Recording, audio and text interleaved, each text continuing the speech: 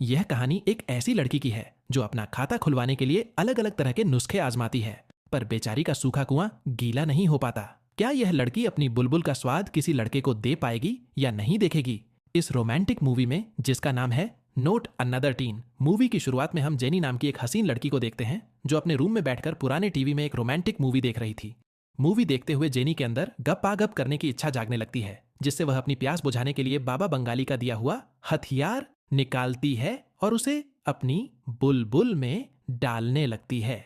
Jenny अपनी बुलबुल को खुश कर ही रही थी कि तभी उसके डेड रूम के अंदर आ जाते हैं जो जेनी बर्थडे विश करने आए थे, लेकिन बाबा बंगाली का हथियार अभी भी जेनी की गुफा में ही था। तभी रूम में जेनी के दादा दादी और चर्च के फादर भी आ जाते हैं, लेकिन जेनी उस हथियार को अपनी बुलबुल से सबके सामने बाहर नहीं निकाल सकती थी। अब गली के कुछ बच्चे भी जेनी को बर्थडे विश करने आए थे। उनके साथ जेनी का डॉग भी अंदर आ गया था। वो डॉग जब जेनी के ऊपर से कंबल हटाता है तो बाबा बंगाली का हथियार जेनी की बुलबुल से निकलकर सीधे केक पर जा गिरता है। यह देखकर सभी लोग हैरान होते हैं, जिसके बाद जेनी और उसके भाई को उनके डेट स्कूल छोड़ने के लिए जाते हैं, जहां रास्ते में जेनी का भाई जेनी से कहता है कि अब तुम बड़ी हो चुकी हो, इसलिए पहले तुम्हें बॉयफ्रेंड बना लेना चाहिए। पर जेनी इन सब बातों पर ध्यान नहीं देती थी, वो सिर्फ पढ़ाई पर फोकस किया करती थी, इसलिए सभी जेनी को चोमू समझते थे। फिर जेनी के डैड उन्हें स्कूल में छोड़कर चले जाते हैं। इसके बाद हम स्कूल में जैक को देखते हैं, जो पूरे स्कूल में फेमस था और स्कूल की सारी लड़कियां जैक के ऊपर मरती थीं। पर जैक किसी भी लड़की को भाव नहीं देता था। दूसरी तरफ जेनी के पास रिकी नाम का लड़का आता है जो काफी टाइम से जेनी को प्यार करता था, इसलिए आज भी रिकी जेनी का बर्थडे गिफ्ट लेकर आया था। पर आज भी जेनी रिकी के प्रपोजल को एक्सपेक्ट नहीं करती और वहां से चली जाती है। वही स्कूल में हम जेनी के भाई को देखते हैं जो अपने नल्ले दोस्तों के साथ था।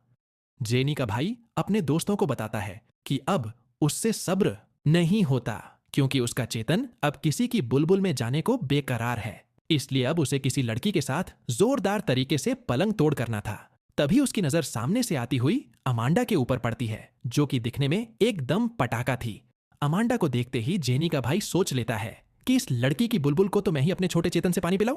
दूसरी तरफ हम जैक को देखते हैं जो अपने बेरोजगार दोस्तों से बातें कर रहा होता है। तभी निया नाम की हॉट लड़की जैक के पास आकर उससे गपागप करने की बोलती है, क्योंकि निया वैसे तो जैक की सौतेली बहन थी, पर उसको तो जैक के हथियार से अपनी गुफा में धमाके करवाने थे। लेकिन जैक उसकी गुफा में धमाके करने से मना कर देता है, क्योंकि जैक पहले से रिलेशन में था।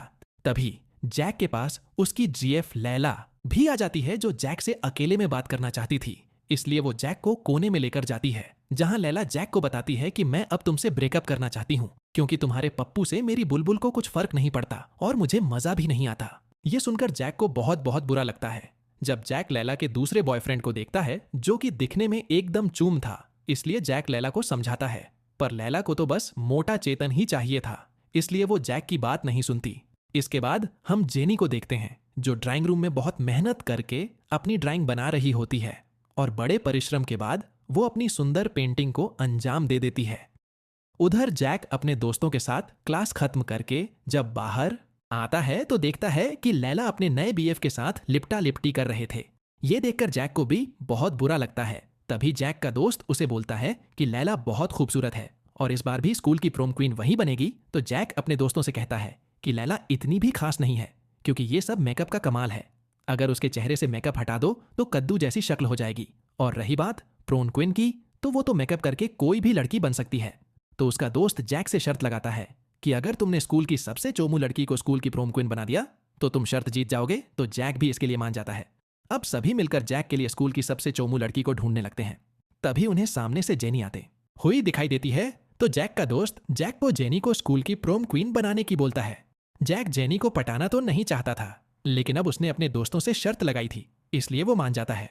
फिर हम जेनी को क्लास में देखते हैं, जहां जेनी का प्रेमी यानी किरिकी सभी क्लास वालों के सामने पोयम सुनाकर जेनी से अपने प्यार का इजहार करने लगता है। दूसरी तरफ हम स्कूल में हम जेनी के भाई लूलू को देखते हैं, जो अपने नए आवारा दोस्तों के साथ लड़कियों को ताड़ रहा होता है और अपने दोस्तों से डिस्कस करता है कि कैसे हमारे छोटे चेतन को किसी की गुफा की सैर कराई जाए। तभी उन्हें एक आइडिया आता है और ऐसी की पाइपलाइन में छुपकर लड़कियों देखने लगते हैं, जिससे इन्हें आनंद की प्राप्ति हो रही।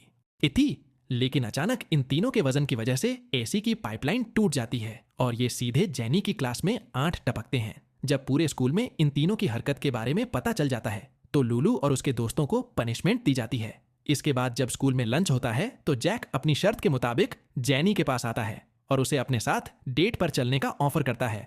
बट जेनी जैक से पूछती है कि अबे नल्ले, तूने पिछले 6 सालों से मुझसे बात तक नहीं करी और आज तू मुझे एकदम से डेट पर चलने की बोल रहा है। लेकिन जैक उसे अपनी शर्त के बारे में नहीं बताता तो जेनी उसके साथ डेट पर जाने से मना कर देती है। इसके बाद हम देखते हैं कि कुछ लड़के ग्राउंड में फुटबॉल खेल रहे होते हैं, लेकिन जैक सबसे अलग अकेले में बैठा हुआ कुछ सोच रहा था कि वो भी पहले फुटबॉल मैच खेला करता था। पर जैक की हरकतों की वजह से मैच में एक आदमी की जान चली गई थी, इसलिए जैक को मैच से बाहर निकाल दिया था। वही रात को हम जेनी को देखते हैं जो जैक के बारे में सोच रही थी। तो जेनी के पास उसके डैड आते हैं। जेनी जब अपने डैड को जैक के बारे में बताती है तो उसके डैड जेनी को समझाते हैं कि जेनी बच्चा, तुम अब बड़ी हो चुकी हो और तुम्हारी बुलबुल भी काफी गुलाबी, और हमने देखा है तुम किस तरह अपनी बुलबुल को शांत करती हो, इसलिए तुम्हें जैक के साथ डेट पर जाना चाहिए। उधर जैक भी अपने घर अपनी बहन निया के पास जाता है और निया से कहता है कि तुम्हें मेरी हेल्प करनी होगी जेनी को पटाने में, ताकि मैं उसे स्कूल की प्रोम क्वीन बना सकूं। तो निया जैक को कुछ आइडिया बताती है जिससे वो जेनी को इम्प्रेस कर सके, लेकिन निया भी इसके बदले जैक से अपनी बुलबुल को गीला करने की बोलती है। जैक निया को समझाता है कि तुम मेरी बहन हो, इसलिए मैं ऐसा नहीं कर सकता। तो निया बोलती है, मुझे इससे कोई फर्क नहीं पड़ता, मुझे तो बस अपनी गुफा में धमाके करवाने हैं। लेकिन जैक निया को खुश किए बिना ही वहां से चला जाता है। अगले दिन हम स्कूल में देखते हैं कि कुछ लड़के जेनी के भाई लुलू की धुलाई कर रहे होते हैं। तो जैक आकर लुलू को उन लड़कों से बचाता है, पर लुलू जैक को ही मुक्का मार देता है। तो जैक भी गुस्से में लुलू को धोने लगता है, जिससे जेनी उसे ऐसा करते हुए देख लेती है। मतलब कि भाई को बचाने वाला आइडिया तो फेल हो चुका था। इसलिए जेनी जब पार्क में सबके साथ पेंटिंग बना रही होती है तो जैक वहां आकर उड़ उड़ दबंग दबंग गाना गाने लगता है। पर जैक गाने में बोल देता है कि जेनी के हाथ में गन गन। यह सुनकर सभी लोग वहां से डर कर भाग गए थे और पुलिस वाले वहां आकर जेनी को दबोच लेती है। मतलब ये आइडिया भी फ्लॉप हो गया था। फिर जैक जेनी को छुड़वा कर अपने घर डिनर के लिए लेकर जाता है, जहां जैक जेनी को थोड़ी देर रुकने की बोल कर जाता है। जब जैक वापस आता है तो वो बिना कपड़ों के था, यानी कि जैक अपने छोटे चेतन को दिखाकर जेनी को इम्प्रेस करना चाहता था। बट जेनी को जैक का हथियार पसंद नहीं आता और वो वहां से चली जाती है। अगले दिन जैक निया को लेकर जेनी के घर जाता है, क्योंकि जैक जेनी को एक पार्टी में ले जाना चाहता था और निया जेनी को पार्टी में जाने लायक अच्छे कपड़े पहनाकर तैयार कर सके। और थोड़ी देर बाद निया जेनी को एकदम पटाखा बना देती है। जेनी को देखकर तो जैक का छोटा चेतन सलामी देने लगता है, जिसके बाद जैक, निया और जेनी तीनों एक साथ पार्टी में जाते हैं, जहां सभी लोग जेनी का हॉट लुक देखकर चौंक गए थे, क्योंकि जेनी आज एकदम गर्म मसाला लग रही थी। इसके बाद जेनी पार्टी में दबाकर ड्रिंक कर लेती है और बाहर जाकर उल्टी सीधी हरकत करने लगती है। जैक किसी तरह जेनी को संभालता है। तभी वहां पर लैला आ जाती है, जो पार्टी में सबके सामने जेनी का मजा उड़ाने लगती है, जिससे जेनी रोते हुए पार्टी से चली गई थी। अब रात को जैक जेनी को मनाने के लिए उसके घर जाता है, जहां बातें करते हुए दोनों के बीच नजदीकियां बढ़ती हैं और वो दोनों एक दूसरे को किस करने लगते हैं। लेकिन किस करते वक्त दोनों की टाइमिंग नहीं बन पाती, तो ये किस का काम किसी और दिन के लिए छोड़ देते हैं। अगले दिन जेनी स्कूल में रिकी के साथ बैठी होती है, तो जेनी के पास जैक आकर उसे अपने फुटबॉल मैच में आने के लिए बोलता है। अब जेनी भी जैक को चाहने लगी थी, इसलिए वो जैक के मैच में जाने के लिए मान जाती है। दूसरे दिन जब मैच चल रहा होता है तो जैक नल्लो की तरह एक साइड में बैठा हुआ था। अब जैक की टीम मैच को बुरी तरह से हार रही थी, क्योंकि उनके एक भालू को चोट लग गई थी। इसलिए कोच को मजबूरी में जैक को मैच खेलने के लिए भेजना पड़ता है। जब जैक मैच खेलने जाता है तो जैक फिर से बॉल को सही पास नहीं कर पाता, इसलिए वो फिर से मैच हार जाते हैं। अब मैच खत्म होने के बाद मुंह बिगाड़ कर जैक बाहर आता है, तो जेनी भी उसके पीछे आ जाती है और जैक को समझाने लगती है कि एक गेम ही तो हारे हो, और वैसे भी गेम में तो हार जीत चलती रहती है, इसलिए तुम ज्यादा परेशान मत हो। वो दोनों आपस में बातें कर ही रहे थे कि तभी वहां जैक का फ्रेंड आ जाता है, जो मैच हारने के दुख से जैक से बोलता है कि आज हम तुम्हारी वजह से मैच हारे हैं, इसलिए मैं जेनी को सब कुछ बता रहा हूं। और वो जेनी के कानों में कुछ फूस फूस करने लगता है। अब जैक को लगता है शायद उसने शर्त के बारे उसे बता दिया होगा, तो जैक खुद ही अपनी शर्त के बारे में जेनी को बताने लगता है, क्योंकि अब जैक भी जेनी को पसंद करने लगा था। अब शर्त की बात सुनकर जेनी वहां से रोते हुए भाग गई थी। जैक का दोस्त जैकी बताता है कि मैंने जेनी को कुछ भी नहीं बताया था और पकड़ू तूने उसे सब कुछ सच बता दिया, लेकिन अब क्या ही कर सकते थे।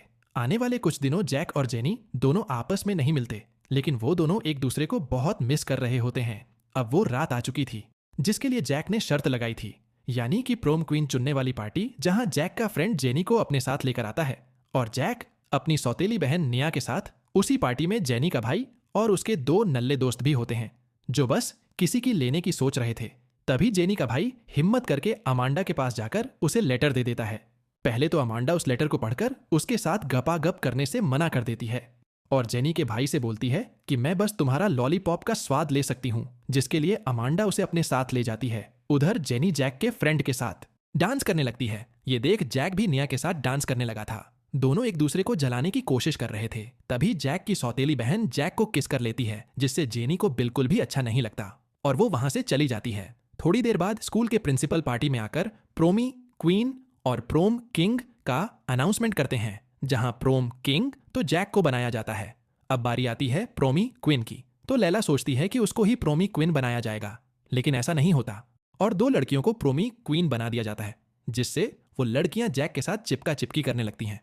ये देख जेनी वहां से जैक के फ्रेंड के साथ निकल जाती है, तो जैक भी जेनी को ढूंढने के लिए उसके पीछे जाने लगता है।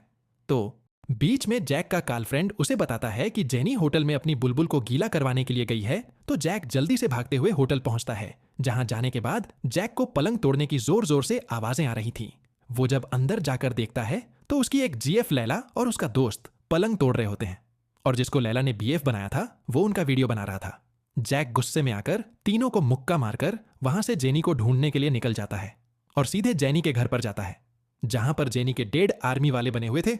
जेनी के डेड जैक को बताते हैं कि जेनी पेरिस जाने वाली है और वो अभी तो एयरपोर्ट पर ही होगी। तो जैक जल्दी भागकर एयरपोर्ट पर जाता है और जेनी को ढूंढकर एक फुटबॉल से उसके सर पर मारता है, जिससे जेनी रुक जाती है और जैक जल्दी से भागकर